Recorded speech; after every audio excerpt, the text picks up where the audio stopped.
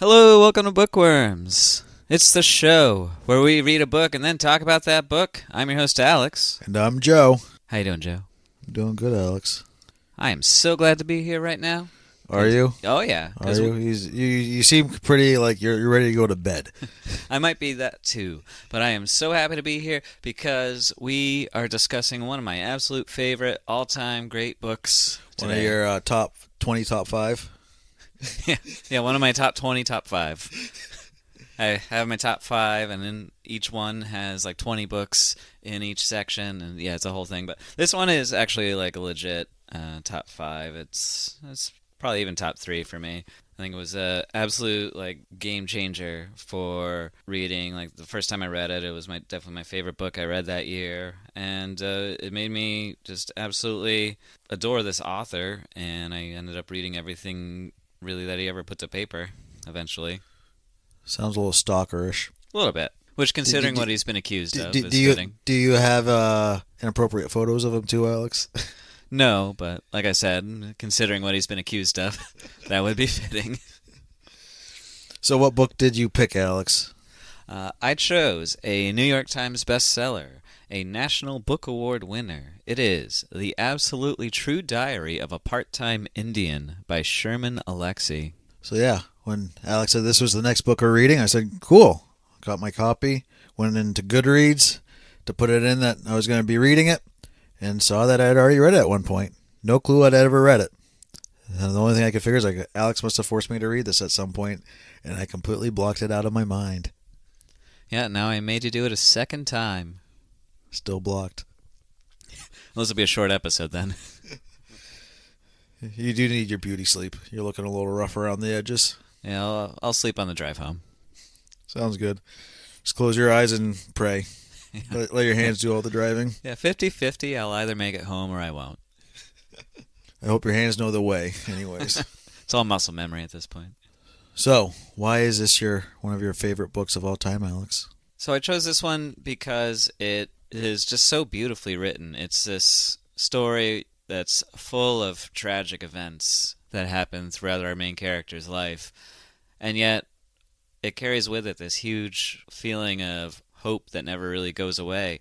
It's, he loses people in his life, he struggles with his identity, but he maintains this sense of humor and this sense of desire to keep going, putting himself out there and trying. And it's also really funny. It's got a lot of fish out of water jokes, and he's even fighting to just maintain his identity in whether he's on the reservation in his Native American life or he's in school with his white friends. He's being funny, he's learning, and he's growing throughout the story, and it's a lot of fun to spend some time with him. Cool. Love the enthusiasm. So why don't you read the back for us, Alex, so people know what to expect if they have not read along with us this month, which we know everyone is. Junior is a budding cartoonist growing up on the Spokane Indian Reservation. Born with a variety of medical problems, he is picked on by everyone but his best friend. Determined to receive a good education, Junior leaves the res to attend an all-white school in the neighboring farm town, where the only other Indian is the school mascot. Despite being condemned as a traitor to his people and enduring great tragedies, Junior attacks life with wit and humor and discovers a strength inside of himself that he never knew existed. Inspired by his own experiences growing up, award-winning author Sherman Alexie chronicles the contemporary adolescence of one unlucky boy trying to rise above the life everyone expects him to live. Yeah, so this is it's a young adult novel, clearly. It's a coming-of-age story. It's also a controversial book, right? Yes, this is on its publication. It was became one of the top most frequently challenged books in public and school libraries across the nation due to its sometimes graphic content, the written by the perspective of a teenage boy, so they make a lot of sexual references, a lot of people the wrong way, and then 10 years after its publication, the author gets accused of a lot being highly sexually inappropriate with multiple people, and that also led to frequent challenges with school libraries. Yeah, so you want to get into that about the author or not really? I'll touch on him a little bit. So Sherman Alexie, he was considered one of like the big writers of his generation. He was a huge voice for Native American literature, especially. So it's really a shame. I remember when this book first came out, you were telling me about it because you were so jazzed about it and saying how when he had originally published, the people editing his story said, "Hey, a few more drafts. This could be one of the great American classics," and he refused, saying, "No, this is what it is." And the commercial success of it, he kind of laughed in their faces, even though everyone had said, "Oh, you could have, this could have been something special." And he's like, "It is something special because everyone's actually read it." Yeah, he's a big deal. He got a start in the '90s making like short story collections. His best known one was his debut collection, Tano and the Lone Ranger Fist Fight in Heaven, which got to adapt into a screenplay for a movie called Smoke Signals. He turned that into a very successful writing career. The last thing he got to publish was a memoir he wrote, You Don't Have to Say You Love Me, which is mostly about his relationship with his mother. And reading that and this book as well, there's a lot of like when he says it's based largely on his own experiences in life, he's not lying. Like a lot of the things that happen in Part-Time Indian also happen to him. So yeah, you want to get into the book then, or you want to keep talking smack? Yes, very polite smack. So let's talk about our main protagonist, Junior, who is the one that is telling the story to us. Yeah, so we got a first-person narrative here. Teenager, Very so some very health problematic individual. yeah, which is what he opens up with. The opening line is, "I was born with water on the brain," and he explains that his brain is constantly like leaking spinal fluid. It's a fancy way of saying brain grease, as he calls it. So it gives him issues like his breathing is really thick and heavy. He has seizures. Seizures. His head is oversized. When he was young, he wasn't expected to survive, yet he somehow pulled through, and he's able to, make it to adolescence. Yeah, and because he's so different, he's basically got zero friends, but his outlook on life is still really positive because this one friend that he does have is basically like a brother to him. Yeah, his brother, his best friend is Rowdy on the reservation. Rowdy is a very troubled youth. He's the kind of person who, if you look at him wrong, he'll be trying to fight you.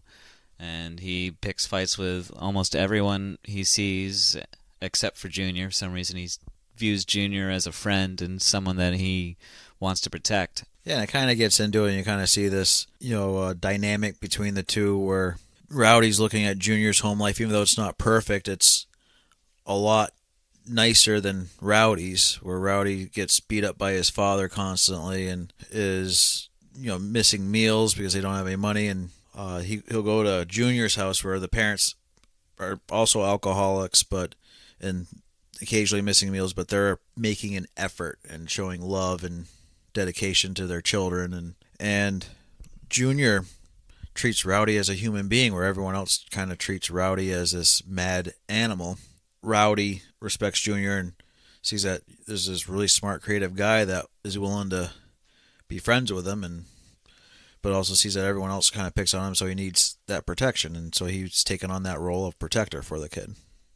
Yeah, and the depiction of extreme poverty in this book it's very jarring because you see almost everyone on the reservation has limited access to simple amenities like food. Most of them live in abusive households.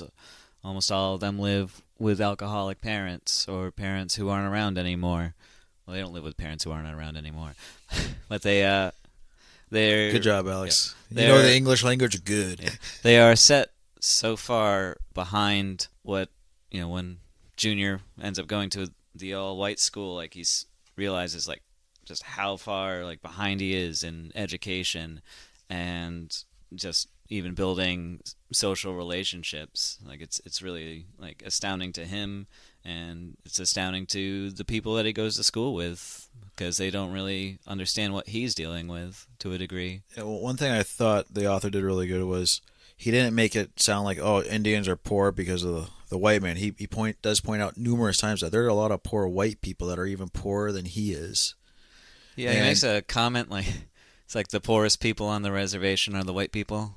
Yeah, and it is, kind of eye opening. It's like, hey, 'cause he'll say, yeah, we have it bad, but there's other people out there that have it even worse than me, and they're white, so I know it's not white people holding the Indian down. Just we're holding ourselves down.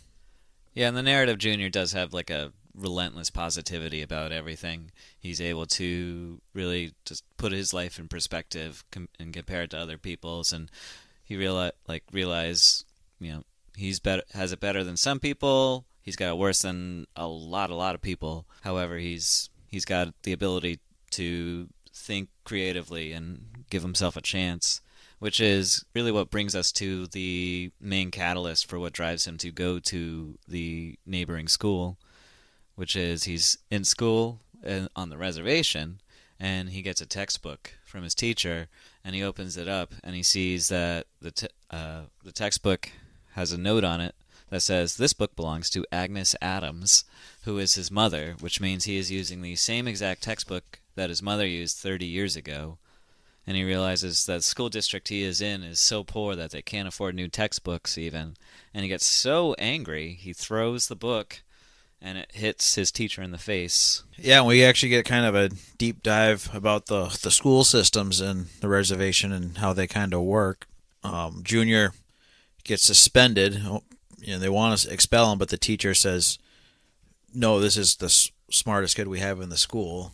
And he actually goes to Junior, and they have a sit down man to man, which Junior just can't believe because he's so used to being less than because the teacher's a white guy, and like the teacher kind of basically gives an apology for his sins against Junior's people, kind of giving the policy that the Western world had for a little while: kill the Indian to save the kid, which basically means killing the culture of the Native Americans and westernizing them and giving them a Western education, but doing it in such a poor fashion that it was just harming the communities.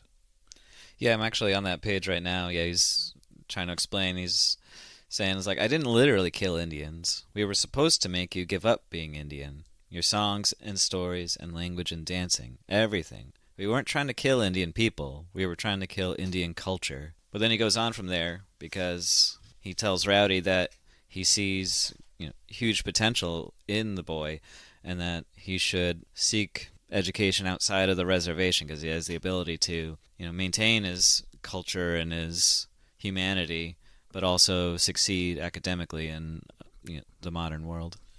Yeah, and we learn about a little bit about Junior's sister, his older sister, who basically became a recluse that doesn't leave the basement. Her big dream was to become a writer, and we also learn that Junior's father had hoped to one day become a famous musician, and I forget what the mother wanted to be, but it was big dreams all around. And the teacher is basically telling Junior, like, I watch people like you, smart, bright children, slowly die in this reservation because they're stuck with this culture that we have, that has been created here of alcoholism and defeatism. And he's like, I watched your sister go from this bright flower to this, withered, dried up, dead thing that won't leave her basement, isn't brave enough to do anything. And he basically says, you need to get out of here because I can't watch another smart kid wither away. Yeah, the bulk of the students who go to that school, normally high school is going to be their peak, especially if they play sports. Beyond sports, they're going to be just falling into the same cycle of destructive or self-destructive behaviors that has perpetuated on that culture for way too many years. So Junior requests to go to the school in the next town over. His parents agree. This does cause an issue with Rowdy, however. Rowdy feels betrayed because the person he's supposed to protect is going to basically go away, and Rowdy realizes he can't follow because he's just going to bring Junior down. He's not going to be able to assimilate into the new school. Yeah, and it's where a lot of stereotypes start to come into play too, because Rowdy, views white people as the people that destroyed his culture and that have kept Native Americans down for generations. And he sees his friend saying like, "I'm gonna go try and benefit from that," and he becomes essentially like almost like the main antagonist of the story whenever they meet up. From there, like Junior still tries to be his friend, but Rowdy looks for any chance to take him down. One thing that should be mentioned in this book, there's a lot of pictures in it because one of the ways Junior deals with his emotions is he draws comics. So we get to see what Junior is drawing and how he depicts either himself or those around him, or how he's dealing with his feelings and how he's developing emotionally. Yeah, there's a fun picture with showing like the dichotomy between white people the way they dress versus Indians on the reservation the way they dress, and it's labeled with things like a bright, like on the white side, a bright future, a Ralph Lauren shirt, positive role models, the latest Air Jordans, and on the Indian side it says things like a vanishing past, a family history of diabetes and cancer, Sears blue jeans, 2 pair for 1999. So it just shows that he's what he's up against, that he's going to be with a bunch of rich people, whereas he's forced to wear hand-me-downs and cheap clothing, and he's got a garbage bag for a book bag instead of a backpack. And what you'll notice in a lot of his drawings, especially early on, he's drawing himself as this hideous kind of creature and very cartoonish. He'll draw Rowdy usually the same way, but underneath you can kind of see an outline of what Rowdy probably actually looks like, and usually like this very handsome, young boy. But then when he's drawing the white people, they're always these almost angelic kind of people, or they're good looking, they're all blonde and beautiful. Exactly. But by the end of the book, his drawings have changed, where he's now drawing himself, almost not I want to say, equal to the white people, but he's drawing himself less cartoonish, less hideous, more probably accurately, and kind of a growth of his self view and his view of the world. Hey, I may be an Indian, but that's beautiful and strong too. Yeah, and then he starts at school, and you'd think, it's like, he's going to the all white school, everything's gonna be hunky dory, but it's far from. There's definitely some culture clash at the very beginning. I did want to read the official and unwritten Spokane Indian rules of fisticuffs, because Junior immediately has to deal with getting called offensive nicknames such as Chief and Sitting Bull and Tonto. And at his old school, which he was going from middle school to high school, but it was the same rules where fist fights were very common. It was just the way it was. It was jail style rules for top dog, where he's coming into this lower middle class kind of community. It's as he points out, they're not middle class or not wealthy by any stretch, but compared to him, they seem very wealthy. But it's a farm town. It's a bunch of farmers that they'll have a lot of money come fall, but that money's got to ride them for a full year. And when it comes down to it, they're making instead of lower middle class, working class type income. But with someone who isn't able to have 3 meals a day, let alone 1 meal a day, most days of the week, it still feels like it's like you said, a cultural shock. The people start showing him actually a little more respect though when he starts getting a little more physical, because the rules of fighting on the reservation are very different from fighting in this school. So I just wanted to say, like, there's 11 rules about fighting on the Indian reservation. If somebody insults you, you have to fight them. If you think somebody is going to insult you, then you have to fight them. If you think somebody is thinking about insulting you, then you have to fight them. If somebody insults any of your family or friends, or if you think they're going to insult any of your family or friends, or if you think they're thinking about insulting your family or friends, then you have to fight them. You should never fight a girl unless she insults you, your family, or your friends, then you have to fight her. If somebody beats up your father or mother, then you have to fight the son and or daughter of the person who beat up your mother or father. If your mother or father beats up somebody, then that person's son and or daughter will fight you. You must always pick fights with the sons and or daughters of any Indians who work for the Bureau of Indian Affairs. You must always pick fights with the sons and or daughters of any white people who live anywhere on the reservation. If you get in a fight with somebody who is sure to beat you up, then you must throw the first punch, because it's the only punch you'll ever get to throw. In any fight, the loser is the first one who cries. So, Junior is a terrible fighter. He says that after, so rule number 10 is probably the most important. So, he says he's only won, 3 fights? But he starts fighting a boy named Roger at this school. Yeah, who's like the golden boy. I don't know if he's a junior or senior, but he's the most popular kid in school, essentially. Yes, captain of the football team, captain of the basketball team, you name it. He's the all-star, all-American athlete. Everyone loves him, and he's one of Farm boy, good looks. Yeah, he's one of the ringleaders who calls Junior all the offensive names you can think of, whatnot. Yeah, and I'm not going to read it, but he says something really racist towards Rowdy. You can find it on page 64. Towards if you're Rowdy or following Junior? Along. Oh, excuse me. Yeah, towards Junior. You can find it on page 64 if you're following along.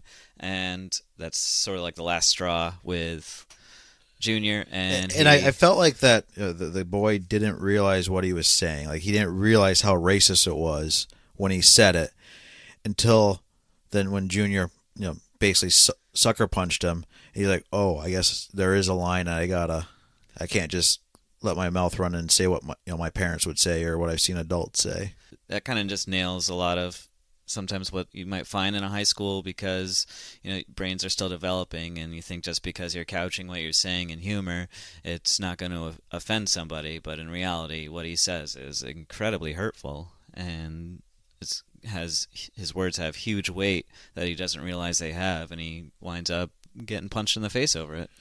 But at the same time, it also brings street cred and respect for Junior, because now everyone's like, okay, there is a line. You can't just push this scrawny, nerdy kid around, and he's willing to back himself up. And what we do say can be hurtful to him, and they realize, hey, this scrawny kid, he's stronger than he looks, and I think they realize it before Junior realizes it. Yeah, and Roger's reaction to getting hit is very different from what Junior's used to.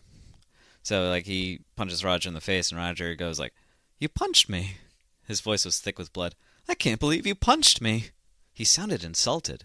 He sounded like this poor little feelings had been hurt. I couldn't believe it. He acted like he was the one who'd been wronged. Junior says like, "Meet me here, after school. We're going to finish this fight." And Roger just gets up and walks away, and that's the end of the altercation. Yeah, Roger seemed very confused by the whole thing. Like, what just happened? I don't understand. What did I say? Junior realizes that there's a rule for white people getting into fistfights. He says they followed a whole other set of mysterious rules where people apparently did not get into fistfights. He calls after Roger and asks him what the rules are, and Roger's like, "What rules?" But and then shortly after that, Junior realizes that even though people are treating him nicer, they're still kind of treating him invisibly, and he has a love interest named Penelope, but he also does eventually make a friend because he's being so gung-ho about, hey, I'm going to make this work. Because he meets Penelope on the first day of class because he sits next to her and she actually talks to him. And she asks Junior his name, and he says, "Junior." And then the teacher immediately calls out Junior's name, which is Arnold. And the girl is very confused, like, "How you told me your name is Junior and you lied to me?" And Junior was like, "No, that's what everyone calls me. That's my name, but my birth name is Arnold." Yeah, and that's like another culture thing. Just everyone calls each other Junior on the reservation. Yeah, because a lot of juniors out there. Penelope doesn't really think much about Junior after that until Junior finds her in the bathroom one day, and he hears someone throwing up, and he finds out it's Penelope throwing up, and he discovers she has bulimia, which is something that he can't even wrap his head around what not eating or throwing up your food is like. Especially when he can't get enough food to begin with. But it also gives him the realization that, hey, just because these white people look like they're privileged doesn't mean they don't have their own problems. Yeah, he's able to make a connection between Penelope and his father, because Penelope has explained the difference between bulimia and anorexia, and she says anorexics are anorexics all the time. I'm only bulimic when I'm throwing up. And it cuts to a comic of his dad saying, "I'm only an alcoholic when I drink." And he's able to, kind of rationalize, like, oh yes, like maybe we all do have issues. We all have find different ways to try and make the pain go away. We also meet, his name is Gordy. Gordy, okay. Yeah, and Gordy is the smartest kid in the school. He's smart. He's really rough around the edges socially. Makes for good humor. Yeah, and he'll talk about like making love to books and having orgasms when reading. Which Junior's like, I think you're reading the wrong kind of books for that.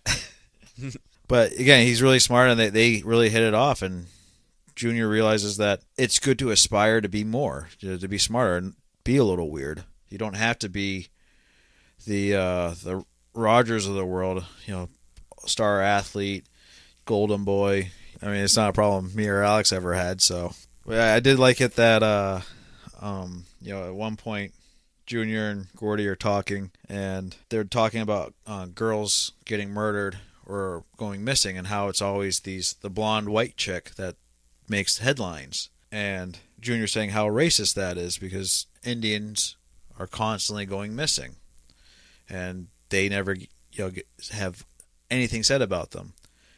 And they're talking a little bit more, and Junior tells Gordy that, hey, I have a crush on Penelope. And Gordy's like, yeah, you're racist against Indians too, because you're in love with a white blonde girl. Yeah, he quotes over 200 Mexican girls have disappeared in the last 3 years in the same part of the country, and nobody says much of anything about it. And then he has then he just follows up with, I think you're a racist asshole just like everybody else. And kind of just gives Junior another perspective of what his thoughts are and how that his beliefs impact the way he interacts with other people. And then he's surprised in the very next chapter by something that happens, which is he goes to a school dance, and he learns a lot about the people he goes to school with there. Which was? That they can actually be really nice people. Yeah. Because he was worried because he's dirt poor. Basically, to get to school, he has to be driven by his parents, which means his dad, and so a lot of times he's not picked up, and he has to walk home or beg a ride home. A lot of times his parents don't have money for gas to drive a vehicle. A lot of times his dad is too drunk or hungover to drive him. Yeah, within the first few months of school, he has over 20 absences just because he doesn't have the ability to make it to school. He lives over 20 miles away from the building, so if he can't get a ride, he has to walk that whole way. There's this whole thing. It's I had to walk I had to walk the whole way twice, and I got blisters on my feet both times. Yeah, at one point, though, right after he got in a fight with Roger, his dad's friend, who kind of guy who looks at it as an uncle, gives him a ride on a motorcycle, and everyone's like, holy shit. Because the guy looks like a biker kind of guy with long ponytail and the leathers and everything. Everyone just thinks Junior's this badass motorcycle kid now, and yeah, he starts making friends. He makes friends with Roger, of all people, that he punched in the face. And when they go to this dance, Junior has to wear his father's suit, which is from the 1970s. And it's, it's just uncomfortable tight polyester. But they see him show up in it, and they're like, oh, man, that's so retro. That's so cool. So it's even the things he's worried about being embarrassed about wind up working in his favor all of a sudden. Yeah, he didn't have money to get him and Penelope's photo taken. But they had so much fun dancing, she completely forgot, and he forgot. But then they want to go to Denny's afterwards, and he doesn't have the money, and he's making himself sick. And Roger basically finds out, and Penelope finds out, and they bail him out. Yeah, and they're totally cool about it. And I felt like they were cool about it because he was trying so hard not to have to ask for help. Yeah, so he makes up the excuse that he left his wallet at home. And Roger gives him some cash, but after they leave Denny's, Penelope asks him, she's just flat out asks, are you poor? And he says, I couldn't lie to her anymore. Yes, I said, I'm poor. And he says, I figured she was going to march out of my life right then, but she didn't. Instead, she kissed me on the cheek. I guess poor guys don't get kissed on the lips. I was going to yell at her for being shallow, but then I realized she was being my friend, being a really good friend, in fact. She was concerned about me. I had been thinking about her breasts, and she'd been thinking about my whole life. I was the shallow one. Yeah, and it ends up working out because Roger has a car, and he'll give Junior a ride whenever he needs it. And again, Junior's prideful enough not to be bumming rides off them and asking too much. He's only last resort kind of thing, and I think that they all give him props and respect for that because he's trying to play their game and with his the handicap of poverty. And Yeah, even if they don't know what it's like to be poor, they still like show extreme empathy towards him and do what friends would do in that situation. So, and he just even ends the chapter just saying, if you let people into your life a little bit, they can be pretty damn amazing. And shortly after that, the book starts to get darker. The start of every chapter kind of always starts off happy, and then he'll all of a sudden just hit you with a 2x4 on the side of the head. Like the buddy with the motorcycle gets killed, by a drunk driver. Yeah. His grandmother gets killed by a drunk driver. His sister runs away to get married, and then gets killed in a giant dies in a house fire, trailer fire. And it's just like it's every time it's like all this happy-go-lucky stuff, and then bam, another death. Yeah. In the meantime, he joins the basketball team. Yeah, because he just keeps trucking along. Because what else is he gonna do? Like he says, he's been to 40-something funerals, and most of his friends at his new school have been to maybe one or two. So it just death has been part of his life, his whole short life. So yeah, he has to contend with his grandmother dying. There's a whole funny scene where the richest guy in town shows up to the funeral. It wasn't the richest guy in town, the richest guy in like the state. Yeah, this like millionaire guy who like just he's one of those loves Indian culture but does not understand Indian culture, which is a prominent theme in really all of Sherman Alexie's work. Is that disconnect between ancient Native American culture and like our understanding of what it is like to be a Native American. And he has this like quilt that he brings that he wants to return to the Spokane people, and they tell him like, this isn't a Spokane blanket, and then they just all laugh him out of town. Yeah, the Junior's mother in her grief is able to just totally bitch slap this guy back into his place, and he leaves humiliated. Not that he'd actually admit to it and a day later completely write it off as something else, but yeah, it was kind of fun. It was funny to read. And so yeah, he joins the basketball team. He thinks he's going to be JV, but he winds up making varsity squad. He doesn't even think he's going to make the team because they don't have a freshman team because they didn't have the budget, and there's going to be I think like 7 cuts out of all the kids that showed up, and 2/3 of the varsity team had already been decided before they even started. And he's like, I'm not going to make this team. I'll be lucky to make JV, if anything. Yeah, but he winds up surprising the coach with his ability to hang with the big... Yeah, he hangs with Roger, of all people. He's willing to take the beating from Roger and stick to him like glue. And he stands there, he takes hits. Like I think he ends up losing the one-on-one game, but he still... they're playing full court one-on-one with full contact, and he hangs it in there the whole time, and even makes some really impressive three-point shots, and especially like his three-point accuracy, he makes varsity. Yeah, the coach basically says, this is the best sharpshooter I've ever seen. We got to have this guy on the varsity team. He's going to be our secret weapon. Which doesn't work out the first game they play. Yeah, because they play his old school from the reservation and against Rowdy, of all people. And they're playing at the reservation. And the whole reservation is against him. This is before his grandmother dies, isn't it? I believe so, yes. Yeah, because after his grandmother dies and his sister dies, the town starts kind of welcoming him back in a little bit. Yeah, but yeah, he shows up with the team, and the packed gymnasium just boos the shit out of him. And it ends up being a very short game for him because Rowdy essentially knocks him out, and he has to be taken to the hospital. Yep, and the team ends up losing. Their worst loss. Yeah, it's their worst loss. I think it's their only loss throughout the rest of the season. Yeah, but it's a humiliating loss. They get like a 30-point loss there, so it wasn't even close. But it kind of gets Junior kind of woken up like, hey, Rowdy has got some feelings going on here, and he just doesn't know how to process them. And how can I help Rowdy? Because he realizes that his best friend is just in absolute pain, and I think Junior realizes, hey, I might take some more hits from Rowdy to show that hey, we can still be friends. Yeah, there's definitely like a high school mentality throughout this book where like being able to give and receive hits, it has like almost the opposite effect of what you think it would, and like you earn someone's respect that way. It's kind of funny. They do have a rematch later in the school year though, and it really turns the tables. Yeah, they have another game against the reservation, but this time it's in Reardon at the white school, and the coach is worried about putting Junior in because of the first game, but Junior's like, nope, I'm going in. And then the coach does something crazy, which is start Junior, where Junior was usually the one of the bench warmers, even though he'd score a ton of points for him later in the games. But this ended up being Junior's lowest scoring game, other than that first game where he barely played because he got knocked out.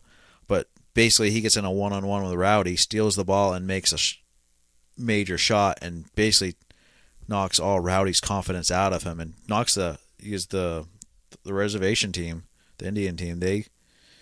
They were number one in their division, and from what Junior did to Rowdy, basically took all the wind out of their sails. And Junior had a big kind of awakening moment with that too, where these kids from the reservation, this was their biggest chance to do anything. And while it was a big deal for Junior and his team, it wasn't the same impact because these kids were going to move on and have bigger and better things later in life. Yeah, I know. I'm reading a lot from the book, but this part. Yeah, like, you are reading a lot, yeah. Alex. Do we need to set up a quota for you here, where you're cut you off? I'm almost out of dog ears.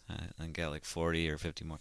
But yeah, he's they're cheering because they just blew out the well-pitted Indians by 40 points, but then he gets hit with this realization. It's like, I realized my team, the Reardon Indians, was Goliath.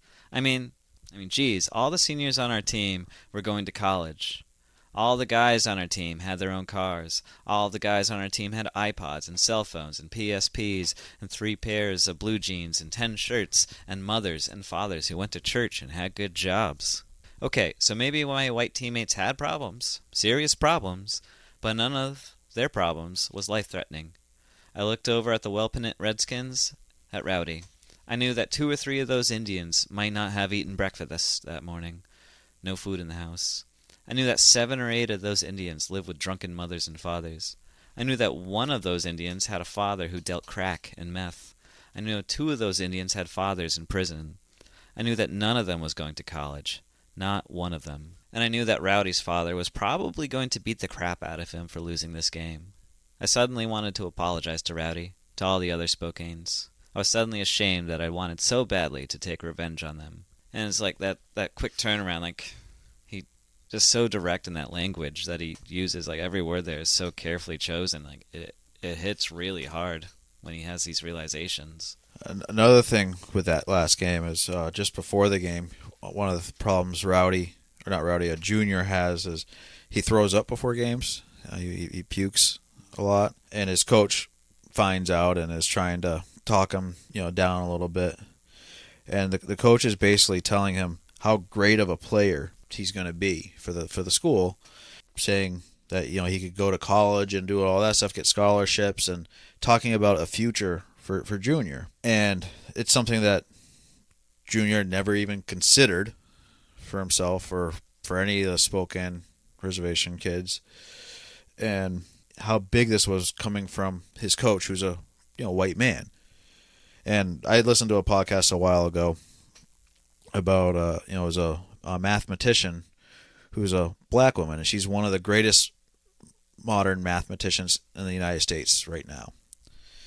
And she said what got her to go to college was a white male math teacher at the end of her class, when he's handing back their tests to see what they got on their finals, said to her, "Hey, you really got a future in math. You're really smart with math." And later down the road, a few years later, she finds out he said that to every student that took his class that did even remotely close to well with math. But it was coming, as this woman said, it was coming from a old white guy, someone so different from her. It meant so much more. As she said, she ended up going to a black college, and she had some really great teachers that were women and black or black women that said, yeah, you got a future in this. And to her, it meant less because, oh, these are just people that look like me, and of course they have to say that. Whereas so this other guy encouraged her, and that's what this coach in this story is kind of doing. It's like, hey, you can do whatever you want. It doesn't matter. He might be saying it to every kid on his team, but for someone that's their whole life been just beat down and said you're going to be amount to nothing. Look at all the people around you. It was a kind of a huge awakening for Junior. Yeah, and he has to, after that game in the basketball season, he has to endure the probably the hardest hit for him, which is the death of his sister. And like every loss he has in this book is due to alcohol in some way, shape, or form. Like their house burned down because someone was making food in the oven and lit the house on fire, And and she was they were passed out drunk. She was drunk in bed and didn't wake up in time. Yeah, and he kind of blamed himself on that one because he felt that she got the courage to leave the basement and marry this other Native American who was had a gambling problem from another tribe, who was but he felt that because she was looking at him, oh, if Junior can leave, I can leave, and she started writing again and saying, trying to find a job, and she was all of her letters to Junior were always very positive, even though saying, yeah, I still can't find a job, still can't do anything. We're living in this tiny trailer, but it's the best trailer we've ever. But it was like you just hear how happy she is to finally get out and get out of her shell, even though she's still living in squalor. Yeah, you hear the letters that interspersed throughout the book. Like, yeah, they are very like what she's saying is very concerning, but she words it all so positively. It's very similar to the way Junior speaks in this book. It's not like they're very cut from the same cloth in that manner. Yeah, and I think Junior misses a lot of the concerning stuff because he's reading how positive it is and thinking, oh, this is great. She's finally doing great. And I think as adult readers, we're like, her just running off with some random guy from a casino is like, major alarm bells. Living in a trailer park, getting drinking all the time, major alarm bells. All the big parties where but Junior just looks at it as all positive until it finally does catch up to her. And it hits in a big way. It almost brings Rowdy and Junior back together, but Junior kind of discovers that Rowdy was secretly in love with his sister. And he was crying pretty good, and of course Rowdy can't handle someone seeing his feelings like that. Yeah, so he picks another fight with Junior and runs off. Junior has to continue on with his life after that. And he gets to the end of his first school year, and he starts realizing things have changed really dramatically in a short amount of time for him. He hasn't left his culture behind. He hasn't left the reservation. However, he's almost kind of grown beyond that, and like he's realized like there's more than just being one thing. He's more than a Spokane tribe member. He's part of a lot of tribes, and he. Getting towards the end here, he sums it up with like, I realized, sure, I was Spokane Indian. I belong to that tribe. But I also belong to the tribe of American immigrants, and to the tribe of basketball players, and to the tribe of bookworms, and the tribe of cartoonists, and the tribe of chronic masturbators, and the tribe of teenage boys, and the tribe of small-town kids, and the tribe of Pacific Northwesterners, and the tribe of tortilla, chips, and salsa lovers, and the tribe of poverty, and the tribe of funeral goers, and the tribe of beloved sons, and the tribe of boys who really miss their best friends.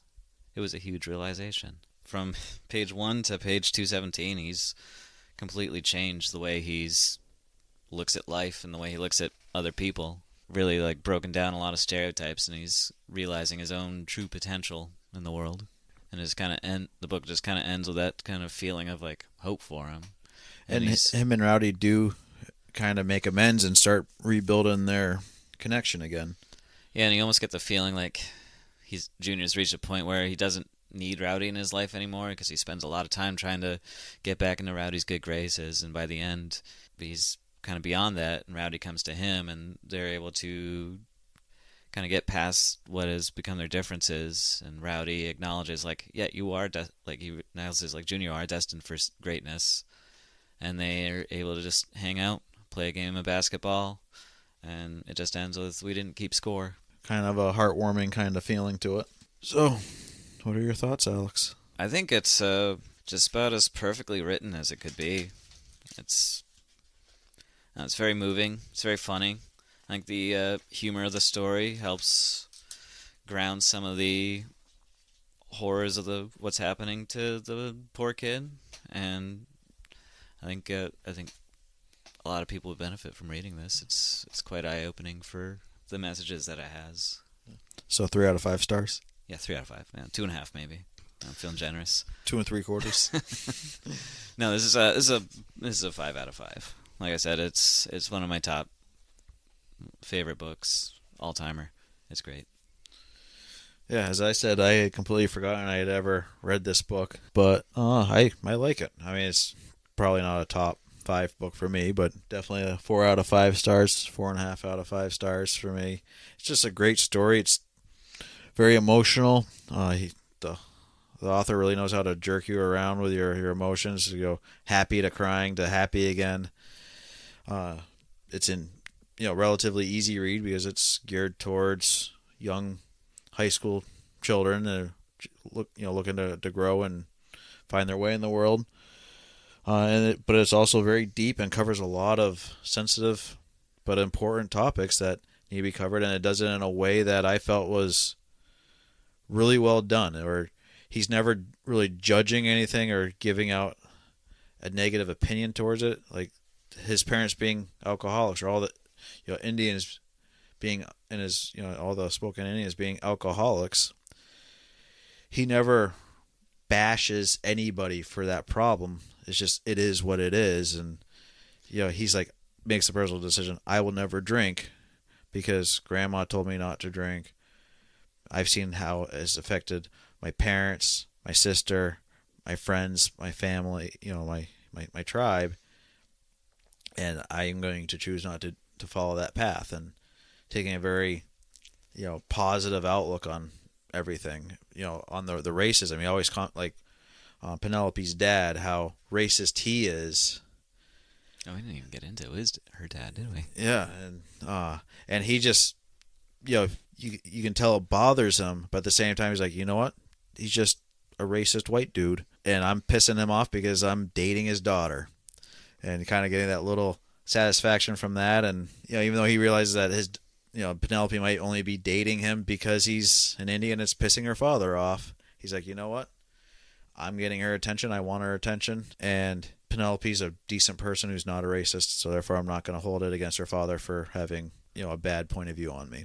Yeah, and I just gotta say, writing a book in this style, 230 pages of generational poverty, racism, stereotypes, and still maintaining a sense of levity and humor is kudos to Sherman Alexie. This is writing in this way is downright impossible to do, and he does it so masterfully. He's able to, we barely see Junior's dad, but we know him very completely as this alcoholic with a heart of gold. It's the way he, in just a few short interactions, we fully understand a character. It's crazy how he was able to get this out. So Alex, I'm going to say this right now.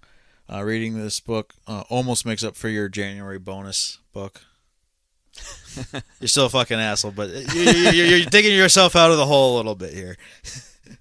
You ready for some questions? Lay 'em on me. Question 1.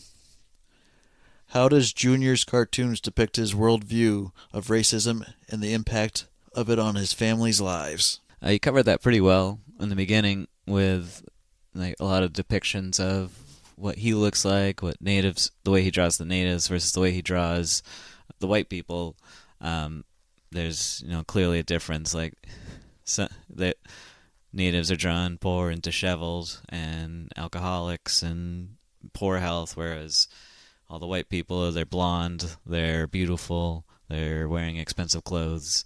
It also helps break up solid text, because every now and then you get a quick comic to read, and I think it makes it more readable, and you get a little more imagery. Then I don't know, it somehow works better than just consistent solid text, and I like the way they do that. The illustrations, art by Ellen Forney, are really good add-ons to this book. Why does Junior lie about his wealth? Is that something that most teens do, you think? Well, he explains he lies about his being poor because it's a difficult topic for him. There's he feels shame and embarrassment over it, especially being with people like everyone owns their own car and everyone eats every day, and he doesn't get to do that. He's just he's another kid who wants to fit in, and so he tries to fit in by hiding the dire straits that his family is in. Yeah, I think this is a common thing that you'd find in any school, though, with any group of kids. They're all everyone's trying to maybe not consciously lie like Junior was, but they're all trying to project something that they're of more than they actually are. Wearing designer clothes and specific haircuts and just all that kind of stuff. Yeah, there's definitely like I don't know, it's part of being an adolescent is you're just trying to keep up with the times, and it's not really something you want to talk about when you're just trying to make it through the day every day. How do Junior's direct language address the stereotypes of being an Indian and living in poverty? Well, he manages to just sum everything up beautifully. I mean, I read a lot of the parts about that.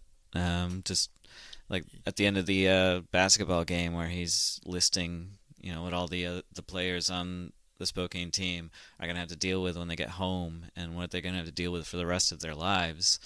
It's very blunt, it's very direct. It just came after a big emotional climax in the story, so it's like this huge, blunt language, huge takedown from a moment of what should have been this great exhalation and this great celebration, and realize like, oh shit, there's still reality to come back to here, and it's not going to be pretty. Yeah, he's definitely blunt, direct, and keeps it short. And he doesn't really dwell on it, really. He just makes you cry and moves on. How does Junior's understanding of addiction transcend ethnicity and class? It's kind of like when I was pointing out when like Penelope is revealed that she has bulimia, and he compares that to his dad's alcoholism, and he realizes like we're all addicts. We're all trying to find different ways to avoid the pain in our lives. So like alcohol is a huge issue on his reservation, whereas everyone else outside the reservation, they're still trying to find ways to cope with what's happening in their lives. Some people are alcoholics, some people are Penelope's a bulimic. Some people, we all make bad health decisions in our lives, and sometimes it grows into addictions. Yeah, he kind of realizes that it doesn't matter how wealthy or the color of your skin, any of your background, everyone can descend into their own personal hell, and it is what it is, and we're all people. There is no one has it necessarily better or worse. It's just we all have our own problems. It's kind of like when I stopped drinking and I started just eating candy all the time. It's just like I just trade one bad habit for another, and it's like I don't know, whiskey or Sour Patch Kids. I don't know. It's all. Yeah, your body's going to hate you no matter what. Either Basically. your pancreas or your liver is going to fail on you, Alex. Yeah. Just pick one. Yeah, basically. Either way, I'll have diabetes at some point. How does the story of the funeral reflect a cultural insider's perspective, and how does it disrupt stereotypes about stoic Indians? Is that the grandmother's funeral? Yes.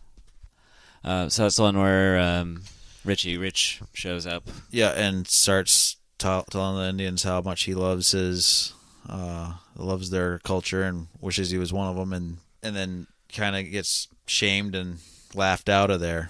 I think most people would view it as very stoic, very no emotion at all, other than probably they probably picture funeral dances that you've seen on movies and TV, but it would be it's kind of depicted as just a normal funeral. Yeah, this is sitting around, remembering someone's life, or someone who'd made a huge impact on the people that lived in that community. And just to have someone who thinks they understand show up and just say and do a bunch of really cringy stuff. It's and they play it up humorously because they embarrass him, they laugh him out of town. But that's something that Native Americans as a culture have to probably consistently deal with, is people who think they understand what it means to be Native, but they really have no clue. Yeah, and I feel like what Junior was trying to get across was that they're just people like anyone else. They've dealt with more funerals than probably most people and outside the reservations would, but that's they have the same emotions anyone else would. How does Junior view the vast gulf between the two communities that he is a part of economically? I think he sees it as a vast gulf at first, and he sees it as solely the haves and the have-nots. Kind of crosses and blends that as the story goes along. He realizes, like the white people are always going to have more money and have more opportunities just because of their economic status. However, it's up to him to make the effort to be successful in life, regardless of that. At the end of the story, how is Junior's and Rowdy's friendship cemented by their knowing of who they are and where they come from? Yeah, they both took different paths to get there, but they ended up in the same place where they just have that understanding. Like Rowdy knows and Junior knows that Rowdy is never going to leave the reservation, whereas Rowdy and Junior both know that Junior is going to go on and he's going to do his absolute best and he's going to find success in his life. Yeah, and they're able to connect over basketball and smack talk. At the end, they were basically they can say, hey, this is something that we had before, and it's something we can always have. Something that connects, even to other communities because obviously everyone plays basketball and everyone all the boys kind of smack talk each other, and it's just hey, that doesn't change with us. That's something that's going to continue on.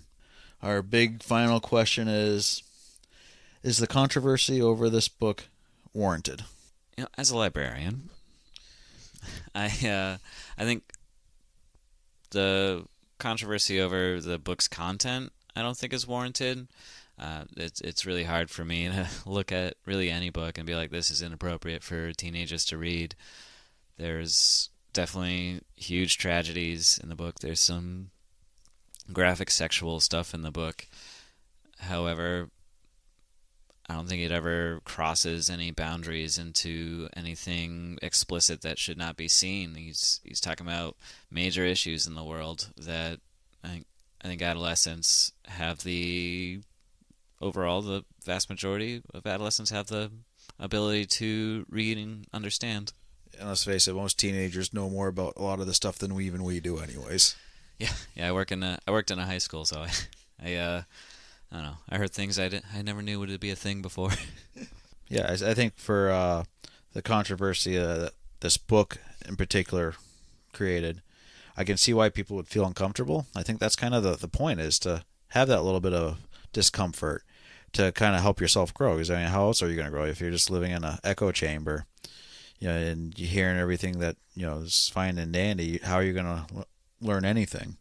Yeah, and you're not going to understand generational poverty by reading this book, but you're going to get a snapshot of what it's like. And it's going to make you feel uncomfortable because for like us, we're definitely middle class, and it's like there's people out there that don't have it as good as we do, and it is important to be able to acknowledge that and kind of get that snapshot into their lives, even if it is we will hopefully never lose everything, and but at the same time we can say hey, people don't have it good and there's ways to help them. Yeah, it's like with Junior, he was able to find understanding between different cultures and different lifestyles and break down those barriers that we kind of put up with our own stereotypes and belief structures. Yeah, and the people in this are never attacked. There's never any shaming or blaming of the Spokane Indians situation or Junior's situation. If anything, just saying how grateful he is, even when there is a lot of douchebaggery or ignorance or assholery, sent his way or towards his tribe's way. He always, he's looking at the positive, saying this is how we overcame, in a positive way. Where things didn't have to be violent or people didn't have to be put down. And I thought the whole thing was done very tastefully. It was well written, and it's definitely worth a read. Absolutely. 2.5 stars. Well, two and three quarters. My, we are giving today. So, anything else you want to say, Alex, or have we beat this dead horse? I think that puts a fork in that one. Okay. Yeah, so that was The Absolutely True Diary of a Part-Time Indian by Sherman Alexie. And now we are moving on to our next story, and which is one of Joe's picks. So what did you choose, Joe? Which one did I choose? Which one's next? Look through this massive stack of books that you have right next to you. Yeah, I have a problem. I have too many books, and I keep buying more. And we're in danger in this room of them just collapsing and burying us alive. And it's kind of like if an avalanche of books, and we will not be found until springtime. So my next pick is The Liar by Stephen Fry, and this is a different book. It is fictional, but it has elements of Stephen's childhood life in it. As if you read his first memoir, he talks about this book, which is why I ended up buying this book. It's hard to describe what genre it falls into. I don't know. Have you read it yet, Alex? I have not. But it's kind of a coming of age story, spy thriller story, and just kind of a comical book done in a way only Stephen Fry can do. And Stephen Fry with his renowned dry humor. And is just total, complete ability of wit and language that I definitely, as Gordy would have said, have orgasms over. Yeah, we didn't talk about Gordy enough, did we? But yeah, and Stephen Fry, whenever, so whenever the topic of top 5 celebrities you get a buy on, Stephen Fry is always my fifth one. It's 4 redheads and then Stephen Fry, and it's basically like I don't care what happens if he's talking to me, I don't care.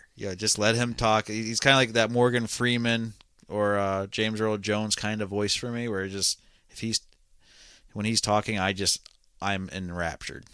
4 redheads and Stephen Fry. I'm going to clip that and just play it over and over again for you.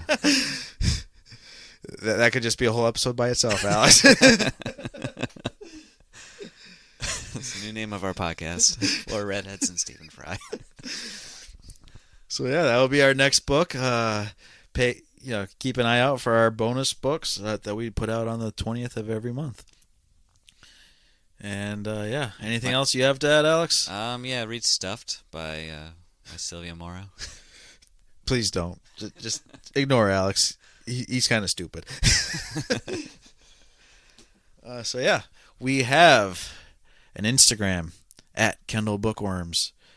We have an email if you want to contact us, kendallbookworms@gmail.com. We have a Facebook profile with Kendall Bookworms. Come check us out. Follow us there. Please write us. Give us comments. We're on all the major podcast apps, so like and subscribe. If you listen on Spotify, I sometimes put up questions and polls, so come check those out.